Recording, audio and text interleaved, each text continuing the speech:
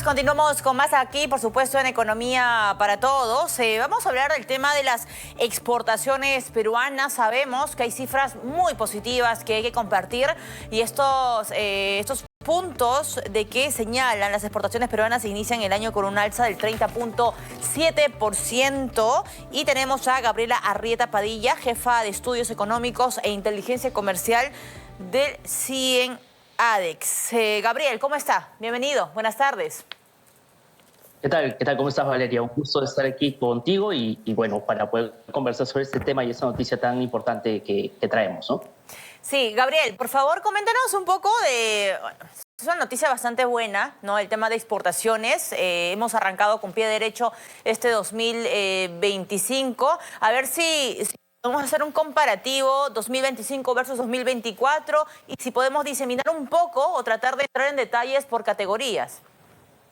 Claro, Valeria. En realidad hay que tomar en consideración en primer lugar que en enero, pues recientemente hemos publicado justo la data de enero que recién se ha cerrado hace una semana, hemos logrado alcanzar el monto de 6.9 miles de millones de dólares. ¿No? Es un monto sumamente importante a mencionar, dado que si hacemos una comparación histórica, estamos hablando de que es el monto más alto de la historia de los eneros, ¿no? Es un monto sumamente importante y que ha reflejado justamente un crecimiento del 31% en comparación a lo que se ha observado en el año 2024, ¿no?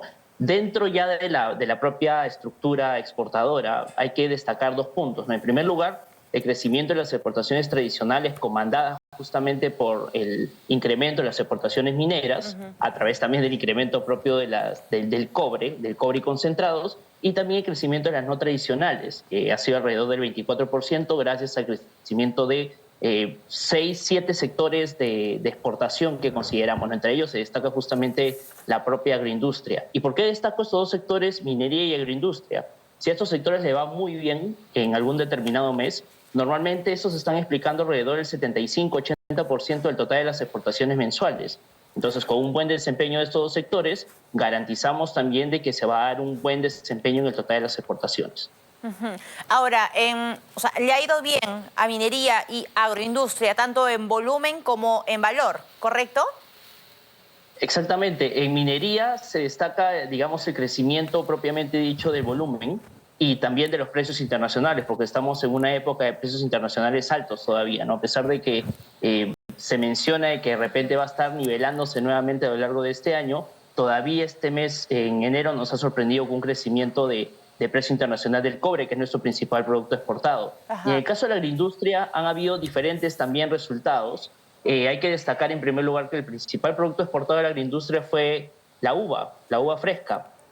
Básicamente está mostrando un incremento tanto en volumen como también en precio. Pero otra estrella que tenemos normalmente, que es el caso del arándano, en este mes de enero ha tenido una reducción, no tanto en el volumen como también en el precio. A ver, Gabriel, por favor, sí me gustaría entender, porque tenemos, cuando hablamos de frutas, de verduras, tenemos nuestros top 5, ¿no? de productos que suelen ir a mercados ya determinados, Estados Unidos, Países Bajos, etcétera. El arándano, que sabemos que es uno de los productos bandera cuando hablamos de exportación o en cartera de exportación o en el portafolio de exportación. ¿Cuál ha sido el desempeño del arándano en lo que va del año? Sí, bueno, en realidad para entender un poco más lo que ha pasado con el arándano, si bien es cierto, podríamos alarmarnos por ver una tasa negativa en enero, ¿no? Pero cuando se analizan justamente los productos agrícolas, hay que comprender de que existen ventanas de exportación, ¿no? Entonces, es mucho mejor realizar el análisis para los productos agrícolas desde un punto de vista de ventanas de exportación. En este caso, para el caso de los arándanos, las ventanas de exportación normalmente van entre julio hasta aproximadamente marzo, ¿no? De un año a otro. En este caso sería de julio del 2024 hasta marzo del 2025. Si nosotros hacemos el ejercicio justamente cerrando hasta enero, que es la última data oficial que tenemos, hemos tenido una exportación de 2.0 miles de millones de dólares y hemos visto un incremento muy importante de alrededor del 30%. Entonces, estamos hablando de que la campaña ha sido sumamente exitosa en comparación a la campaña anterior del 23-24 y, bueno, vemos con buenos ojos también y según también muchos especialistas, conocedores sobre la planta también del arándano, es que vamos a tener una estabilidad también respecto al clima y que vamos a tener también un mayor crecimiento en este año que viene, ¿no? Ujú. Ahora, ¿hay cifras negativas de exportación de arándanos en enero 2025? Sí, sí, en realidad existe, como te comentaba, una caída en el valor, en el volumen y en el precio promedio de exportación, pero hay que comprender que justamente cuando uno analiza la ventana, normalmente los picos más altos de exportación se dan entre octubre y noviembre, ¿no? En septiembre, octubre, noviembre existen ahí estos picos de exportación. Y prácticamente entre esos meses se está exportando alrededor del 70-80% ya del Ok, el total de ese grueso. evento del año. Perfecto. Exactamente. Entonces ya cuando llegamos a enero, ya la curva está un poco más plana, ¿no? Ok. Y eso, digamos, no alarmaría mucho tampoco porque es una situación que se podría dar también eventualmente como se ha dado en este mes de enero. Ahora, lo cierto es que, a ver, si estoy entendiendo la respuesta, es que si bien es cierto el desempeño no ha sido tan bueno en enero, eso no mella el desempeño, la fotografía general de la exportación de arándanos, porque el grueso, el 70%, es explicado por septiembre, octubre y noviembre. Es decir, la caída que estamos viendo es una caída estacional, o sea, es parte de la fotografía que no valora, digamos, la fotografía en general.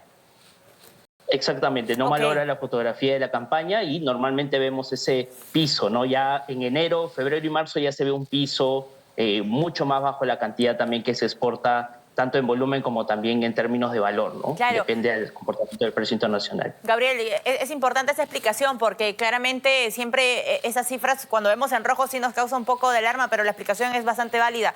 Gabriel, otra cosa, para este 2025 hemos arrancado bien con cifras en azul, no hemos cerrado un 2024 bastante positivo. ¿Cuál es la proyección para el cierre de 2025? Y si es que de repente algún producto se va a sumar al top 5, ya sea en frutas, o sea, en el sector agroexportador y también en el sector de la minería.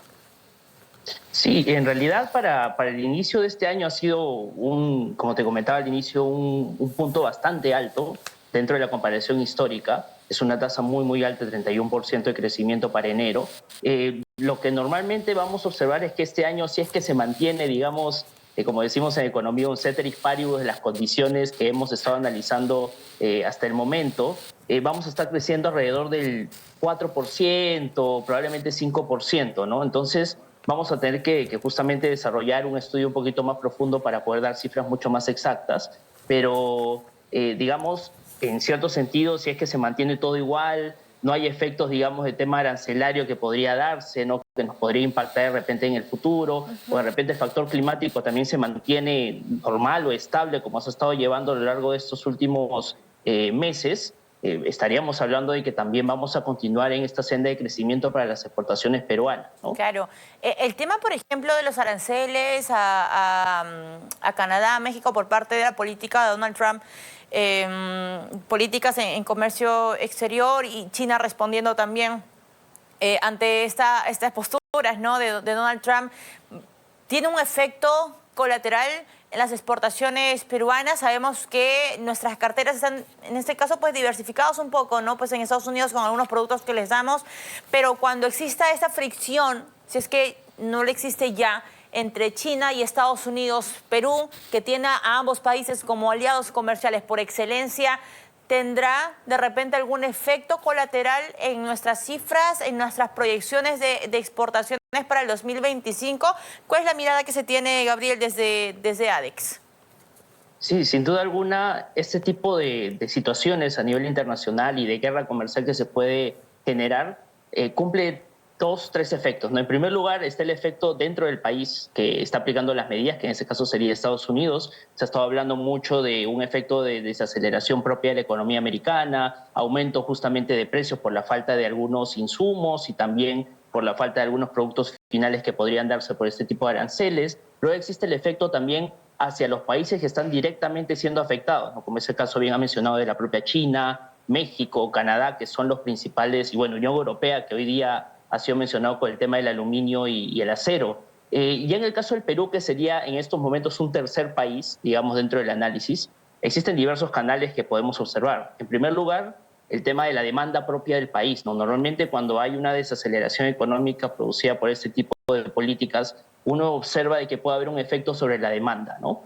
Sobre la demanda que existen a las importaciones, ¿no? ¿Por qué? Porque se reduce probablemente el poder adquisitivo de la población americana, ¿no? Imagínense si es que se va a dar una situación de un arancel sumamente fuerte para algún determinado sector, reduce el empleo. Si se reduce el empleo, se reduce también los ingresos de la población y esto va a determinar también el nivel de consumo que pueda tener, ¿no? El otro efecto ya es un poco más directo y más de corto plazo, puede darse ante el incremento del arancel, que por ejemplo, te pongo un par de ejemplos con productos, las paltas y los ajíes, ¿no? Son dos productos muy exportados por México y que el Perú tiene una oferta bastante interesante, que podría ser justamente enviada a Estados Unidos, porque nosotros somos grandes productores de estos productos y tenemos la capacidad también de saciar justamente esta demanda. Es más, grandes exportadores también conocen mucho el mercado americano y podría abrirse esta ventana de corto plazo, ¿no? Estos dos factores podrían determinar justamente el efecto que puede darse sobre el Perú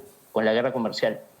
Es ver, digamos, oportunidades donde otros ven crisis, ¿no? Es una gran plataforma, digamos, para apuntar o afinar bien nuestras estrategias cuando hablamos de exportaciones, sobre todo estos productos que ya, digamos, han conquistado de alguna forma, Gabriel, algunos continentes, algunos países.